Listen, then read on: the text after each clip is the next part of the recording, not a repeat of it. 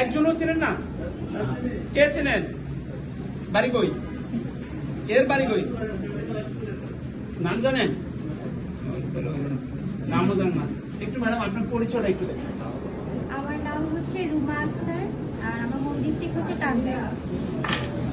উনি বলছিল ভালোই যে ওনার নাম হইছে রুমা আক্তার আর তার বাড়ি হইছে টাঙ্গাইল। জি, তারপরে কেন এখানে আসছেন সেটা একটু বলবেন। আমার হচ্ছে বাংলাদেশ বিমান বাহিনীতে চাকরি হয়েছে প্রথম, তো আমি আর কি স্যারের সাথে দেখা করতে আসছি। একটু করতালি দেন না তার জন্য। ম্যাডাম আপনি এইখানে কিভাবে আসছিলেন একটু বলবেন, এই প্রতিষ্ঠান কিভাবে ছিলেন? প্রথমত বলবো যে এই প্রতিষ্ঠানে সর্বপ্রথম আমার বড় ভাইয়ের চাকরি হয়েছে। কোথায় উনি কোথায় চাকরি করেন? কাস্টমসে চাকরি। কি নাম? মোহাম্মদ রুবেল। ওনার বড় ভাইয়ের প্রথমে এই ঢাকা বহুবাসী থেকে চাকরি হয়েছে কাস্টমস পশ্চিমে। কিছুদিন আগে আমাদের এখান থেকে যে 3 জনের চাকরি হয়েছিল শুনছিলেন? টাঙ্গাইল জেলার 2 জন, একটা ছেলে একটা মেয়ে, আর একজন মানিকগঞ্জ জেলার শারমিন, 2 শারমিন আর 1 ফাহিম। 3 জনের কিছুদিন আগে চাকরি হয়েছে না কাস্টমসে?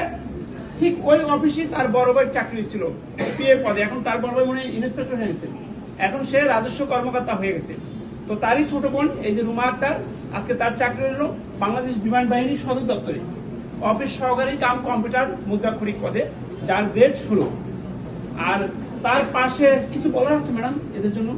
স্যার কি আর বলবো, এটা আমার স্বপ্ন ছিল, তো এই স্বপ্নটা পূরণ করার জন্যই আমি আর কি এখানে এসেছি। আমার মনে হয় যার যার স্বপ্ন পূরণ করার ইচ্ছা আছে যদি এখানে থাকে লেগে থাকে অবশ্যই ইনশাআল্লাহ হবে। আলহামদুলিল্লাহ। মানে উনি বলতেছিল যে তার একটা স্বপ্ন ছিল সরকারি চাকরি, বড় ভাইয়ের চাকরি হচ্ছে তারও চাকরি লাগবে। তো ওর বড় ভাইয়ের যখন চাকরি, ও তখন ছোট্ট ছিল, আমি ওকে দেখছি তখন স্কুলে পড়তেন। তো এরপর দেখেন সেই বড় ভাইয়ের হাত ধরে আজকে সে ঢাকা বহুবাসী আসছে।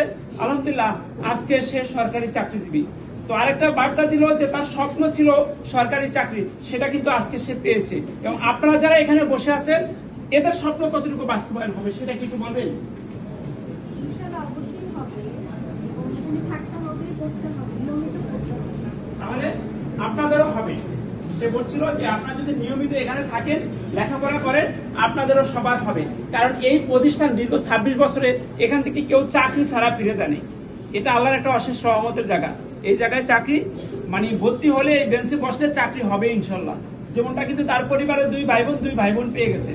তার পরিচিত একজন ব্যক্তিও এখান থেকে চাকরি পেয়েছে। ম্যাডাম কে জানি আপনার পরিচিত একজন পেয়েছে, তার কথা একটু বলবেন? স্যার পরিচিত বলতে আমার হাজবেন্ড। কোথায় সে কোথায় চাকরি? ও তার হাজবেন্ড এখানে আছে, সরি, তার জন্য একটা কথা বলেন না। তার হাজবেন্ড জীবনে একটা পরীক্ষা দিচ্ছে, একটাই চাকরি, তাও পরিকল্পনা মন্ত্রণালয়। দেখেন তারা 2 ভাই বোন চাকরি নিল, তার হাজবেন্ড চাকরি নিয়ে নিল এই প্রতিষ্ঠান থেকে। আলহামদুলিল্লাহ। তো আপনাদেরও হবে ইনশাল্লাহ এমনটাই নাকি? Thank you.